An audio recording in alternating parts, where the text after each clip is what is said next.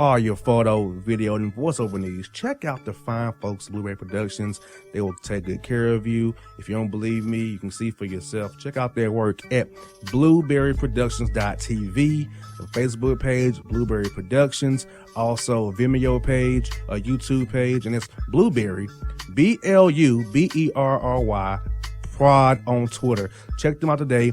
Blueberry Productions, great people, great work, great service. Hey there, your yard took a real beating this summer. Luckily, Scott's Turf Builder Winter Guard has your back. Just feed your grass with Scott's again this fall when the air is cool and the soil is warm. It's the perfect time to give your lawn a boost. If you do, Winter Guard will give your yard the nourishment it needs to help weak, thin grass recover and support root growth, giving you a greener, more resilient lawn both now and next spring. Guaranteed. Grab a bag of Scott's Turf Builder Winter Guard today. You'll be back to barbecuing in no time. This is a Scott's Yard. Hey parents, we all try to be extra careful with our children in the car, but then we get an important call or text. Remember, our children are watching. Make every drive a good example. Be in the zone. Turn off your phone. Visit childrenshospital.vanderbilt.org/BITZ to learn more about our teen driver safety program. Brought to you by Monroe Carroll Jr. Children's Hospital at Vanderbilt, the Ford Motor Company Fund, and the Allstate Foundation. Hello, my name is Travis Williams, President and CEO of Academics and Athletic Consulting, focusing on educating and empowering tomorrow's collegiate athletic leaders. My passion is for the education and genuine concern and care for today's student athlete. It's the centerpiece of my life's work. A college education, both in and out of the classroom, is a truly rewarding benefit. For more information on AAC, you can go to www.academicsandathleticsconsulting.com. Once again, www.academicsandathleticsconsulting.com. Or you can follow me on Facebook at Academics and Athletic Consulting, or Twitter at Coach TWill24, or Instagram Travis L. Williams 24. Or you can call me at 404-542-6079. Once again, AAC is very proud to partner with J.R. McHenry of the Bossman Radio Show, covering sports and entertainment across the country. Please tune in weekly for informative, entertaining, and expert analysis on today's sports and entertainment topics. Thank you.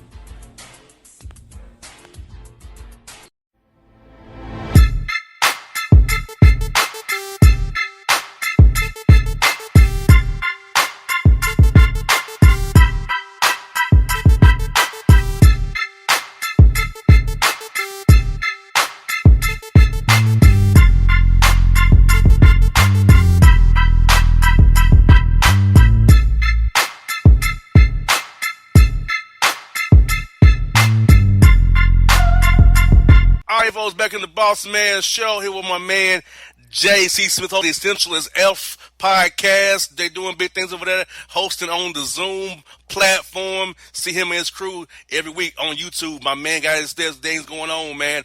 Bruh, how's it going with you and the crew, man? Oh, man, what's going on, boss? Hey, everything's good, man. You know, we still growing.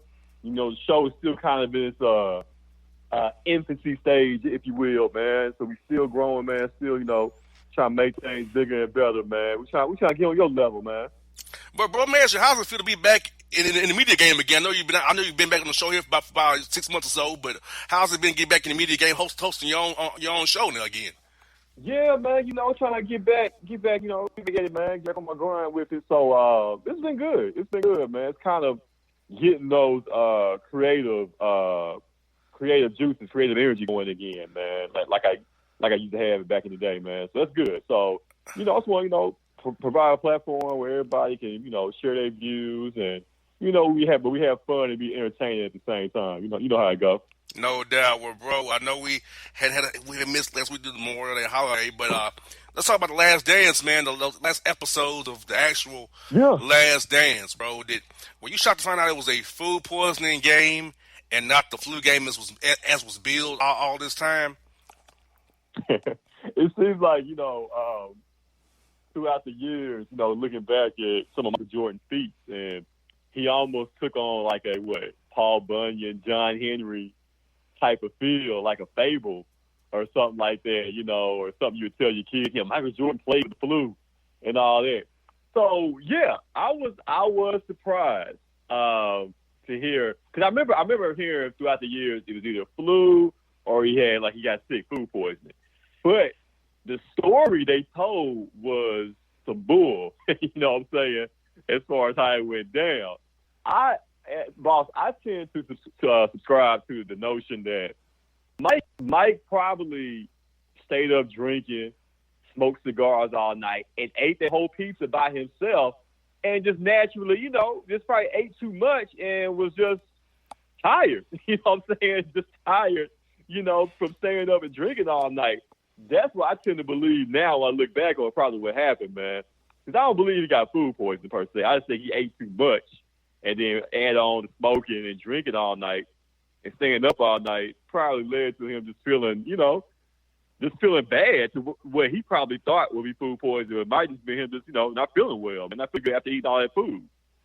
And they also said 5 guys delivered the pizza. Why would 5 guys even deliver one pizza, though? Right. And the guy who was the manager at that Pizza Hut where they ordered the pizza from, he called into a radio show in Utah and told the truth. He was like, no, it wasn't 5 people. It was just me and another guy. And that was it. So it was 2 guys that delivered the pizza, and they had no idea the pizza was for Jordan until they got to that floor. So, So, it's your own documentary. So, of course, you're going to spin a story to make yourself, look great. But, I mean, Mike's the GOAT, but Mike a lie. Mike's a liar also, man. But he's a GOAT, man, at the end of the day. But he lied through most of this. And they also said he liked to sit on his food because people wouldn't eat his food. He was real nasty about his food. He would cough and spit all over his food.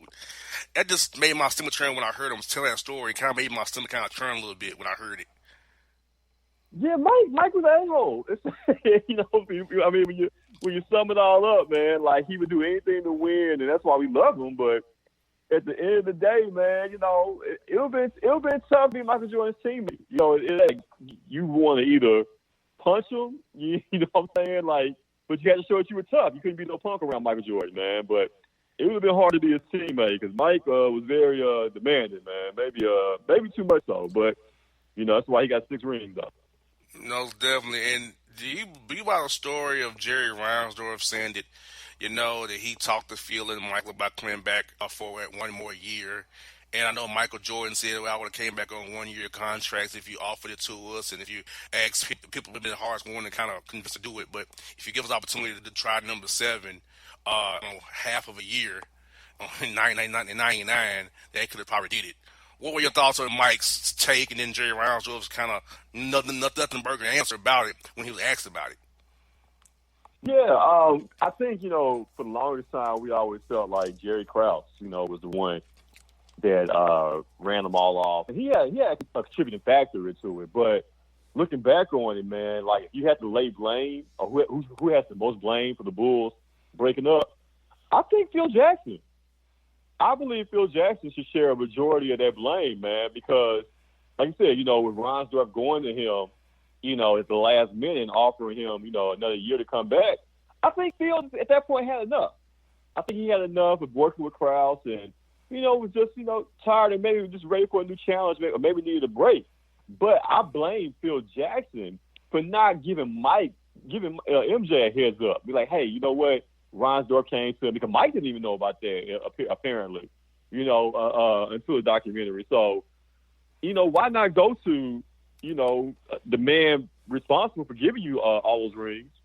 Why not go to him and be like, listen, man, hey, Reinsdorf came to me for 1 more year, but I don't know, man. I'm not feeling it. That way Mike at least would have an option to say, hey, you know what? Maybe I can go play somewhere else because Phil's not coming back. Because, Mike was always under contention. Look, if Phil Jackson's not my coach, I'm not coming back to play for the Bulls. But if Mike would have known that Phil, declined the offer, then maybe that would change things for Michael Jordan. Maybe he plays the following year somewhere. But I think Phil Jackson definitely should share most of that blame for the Bulls breakup there. And do you feel like the Michael Jordan idea of the 1-year contract thing would have worked, come off that lockout, or no?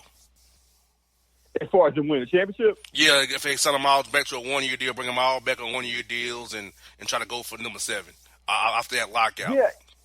I think they make the finals that year. It was only a 50-game season. Mm-hmm. I believe they do make the finals. Do they beat the Spurs?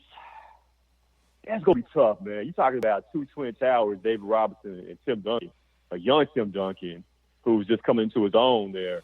I mean, they would have had a great chance, but I still don't believe Scottie Pippen comes back. You know what I'm saying? Like, let's say if everybody signed up, let's come back one more year. I'm not sure Pippen comes back without the big money guarantee. I couldn't see Pippen doing a 1-year, $5 million deal or something like that at the time. Like, because Pippen was ready to get paid. And the Bulls did him a favor also by doing a sign trade with Houston, allowing Scottie to finally, receive the big money they've been waiting on, throughout his career there. So they get to the finals if everybody comes back, but I'm not sure if they win 7 up. I mean, I looked at it this way, bro. Michael Jordan was gassed. Luke Longley was on his last legs. Dennis Rodman was on his last legs. Steve Kerr had a career as a bench player in San Antonio. Mm-hmm. Judd Bushler was on his legs too. Ron Harper didn't hear him anymore. I mean, like, it sounds good on paper now, but I mean, truth be told, like we said previously, it ended it probably when it should. Because if they came back, it all worked out. It all ended the way it was supposed to. It was glorious the way it ended. With Mike hitting that last shot. That's the way it was supposed to. It was supposed to end and go out there. And like I said, I think Jerry Krause. He had his faults, true enough, but I think he deserves more credit for what he built, what he helped to build, and for what he was trying to do. He was trying to go ahead. I think he saw the writing on the wall and said, with the guys getting older, they still wanted to keep Michael, but everybody else was, exchangeable at that point, or dispensable. So he was trying to go ahead and rebuild. And if Krause would have had his way, the things that he was trying to do, Krause was ahead of the game, man. He was trying to get a Tracy McGrady, when Tracy was only, maybe a year or two into the league. He tried to trade for him in '97, so he was trying to go after McGrady. He was trying to get a Grant Hill. He was trying to go after Tim Duncan in 2000, man. Like, they was trying to build, another super squad, post Michael Jordan. So Krause, deserves a lot of credit, man, for being, a step ahead of the game there, man. And let's be honest about it, none of those guys, except Steve Kerr, was anything after they left that team. Because even Scottie Pippen's contract looked very bad real quick. It did. It did, man. I think, that money was pretty much a thank you, for all the years or whatever. But, yeah, at that point in his career, Scottie should not have been making $18, $19, $20 million a year. No doubt. And also, now, how do you feel that Michael Jordan did portraying his narrative? Because I feel like we've heard stories from Horace Grant and Scottie Pippen, how disappointed how Mike portrayed them in the documentary, and some of them pretty much see where he was lying about some stuff, he was stretching the truth about some stuff. So, what are your thoughts on how Michael portrayed himself with Jason Hare, and how Horace Grant and Scottie Pippen are clapping back at how that was portrayed in the documentary? Well, I'll put it like this, man. Bossman, if you do a documentary about your life and your career, of course you're going to spin it, to make yourself look great, right? Most definitely. To make yourself look good, or make yourself look better than anybody else, that may be in the documentary. That's all Michael Jordan did. Basically, that's why he had creative control over it. There wasn't going to be anything put out there that that he didn't get final approval on. So I think Mike, actually, he looks great, but he looks bad also, all in the same light. I'm glad that he did put some of that stuff out there that made us kind of go question, hey, what the hell is this? We never heard this before, you know what I'm saying? Or something that's he put things out there to put him in a bad light, and then also some things that he was going to spin. And that's just the way it goes. Anytime you have creative control over your own documentary. If Horace Grant and Scottie Pippen feel a certain type of way, or feel things should have been talked about differently, or they should have been viewed differently in documentary, you know what, boss? They need to do their own documentary. Horace Grant needs to do his own documentary about his time with the Bulls. You know what I'm saying? Like, if you feel like Michael was lying, okay, well, let's hear your side. Let's hear your documentary. Scott, you feel like Mike did you wrong, or made you look bad? Okay, let's hear your side. Let's see your documentary. That's really all you do in that situation is a story as opposed to letting somebody else tell the story for you. Exactly, and I think really his beef with Michael Jordan kind of probably makes him go to the Magic even more. I guess it probably pushed him to the Magic even more because of his beef with Michael Jordan and the Bulls organization. Because he feel like he was a third wheel. Which you were a third wheel though, Horace. I mean, right? You come to Orlando, you're the third wheel, but I guess it's easier to be Penny and Shaq's third wheel than he is Michael Jordan, Scottie Pippen. I guess I don't know. Yeah, it's weird, ain't it? Yeah. And the Bulls thought, he's expendable and decided not to renew his contract. Man, that was a mistake. That was definitely a mistake, and that's why they tried to make good with getting Rodman because they realized they missed a huge rebounding force with Horace Grant not being there. But yeah, man, like all you can do is tell your story, man. Can't nobody tell your story like you. So if you feel like somebody was doing you wrong or doing you dirty or whatever, man, you got to put your story out there. But who wants to see a Horace Grant documentary? Yeah, featuring Rick Spicks. What's going to be the title of it? They're going to call it Goggles? Rick Spicks. Right. Yes, Rick Spicks. Yeah. That's what I got for you. Man. That's what I got for you, boy. Speaking of Orlando, this bubble thing is getting more and more traction. Trying to decide how many teams to bring. Does it bring 16 or have a 20 team with the 9 through 12 season in the Western Conference, 24 teams or all 30 teams? What are your thoughts on the bubble? How many teams should come to the bubble in Orlando, come up here in late July or August here? I mean, I wish they would just go straight to the playoffs.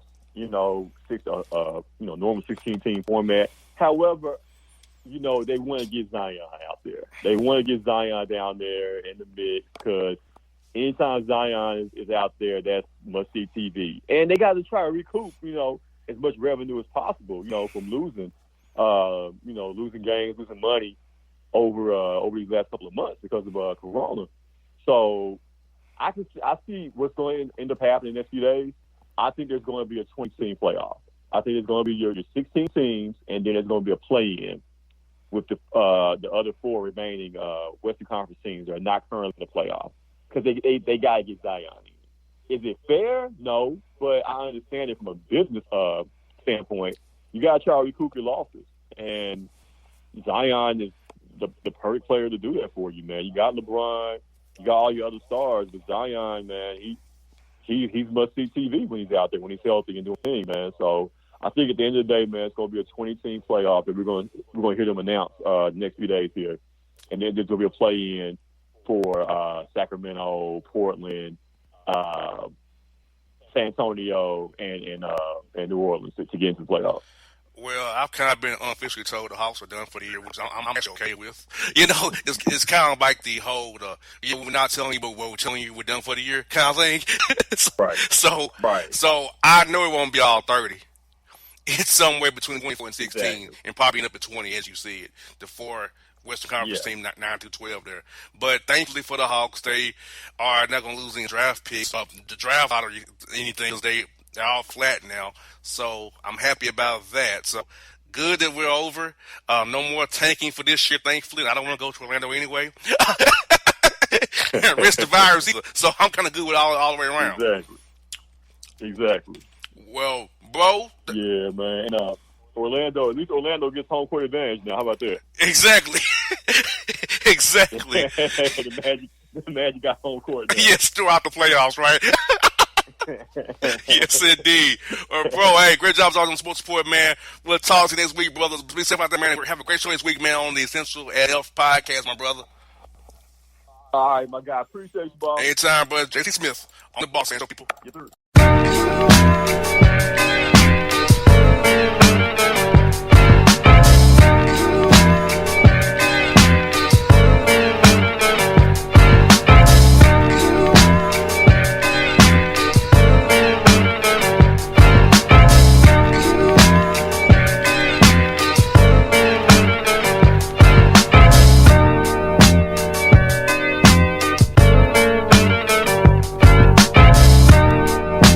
Hip-hop fans, I got a great album for you. The debut album from Family Grind ENT, True Speech and 313 Fresh. We're going to give you 2 discs, 33 songs of pure, genuine hip-hop. Album is available on iTunes, Amazon, Google Play, illstreetrex.com, and streaming live right now on Rhapsody, Beats Music, Spotify, Xbox Music, Slacker Radio, and SoundCloud. Check them out today. True Speech and 313 Fresh, Family Grind, ENT. Believe in it, get it. A gorgeous tan from Suntan City gives you an inner glow that relights the fire when you run into your first crush. Vicky, who was that? An old boyfriend. Lucky you just tanned at Suntan City. Lucky he's single. We're doing lunch tomorrow. Won't be single for long then. During Tour of the City, try all 5 tans, including spray tan, for just $4.99. Restrictions may apply. Click to buy now. Suntan City, let yourself shine. When you're a teen, you finally get to make some of your own decisions. Who are you going to hang out with? What do you want to be? Are you going to glance at that text while driving? Remember, a split second is all it takes for something tragic to happen. Be in the zone. Turn off your phone. Visit childrenshospital.vanderbilt.org/BITZ to learn more about our teen driver safety program. Brought to you by Monroe Carroll Jr. Children's Hospital at Vanderbilt, the Ford Motor Company Fund, and the Allstate Foundation. It's maybe the night that my dreams might let me know. All the stars are closer. All the stars are closer. Tell me what you gonna do to me. Confrontation ain't nothing new to me. You could bring a bullet, bring a sword, bring a morgue, but you can't bring the truth to me. Alexa, play Kendrick Lamar and SZA. Okay. Maybe the night that my dreams might let me know. All the stars are closer. With Amazon Music, a voice is all you need. Get tens of millions of songs. Download the Amazon Music app today. Yeah, it's your man JC, the host with the most, baby, and it goes down each and every Saturday night right here in the city of Memphis. That's right, y'all. It goes down at Clicks Sports Bar Memphis, baby. 3705 Malco Way, Memphis, Tennessee, 38125. Come out and join us, the Three Kings, each and every Saturday night for the livest karaoke in the city. Everybody gets in free till 10 p.m. Only $5 after. Great food. We got drink specials. We got all kind of games, man. We got the pool tables popping. Whatever you want, we got you, man. Come on out. Have a good time with us each and every Saturday night. That's Clicks Sports Bar, Memphis.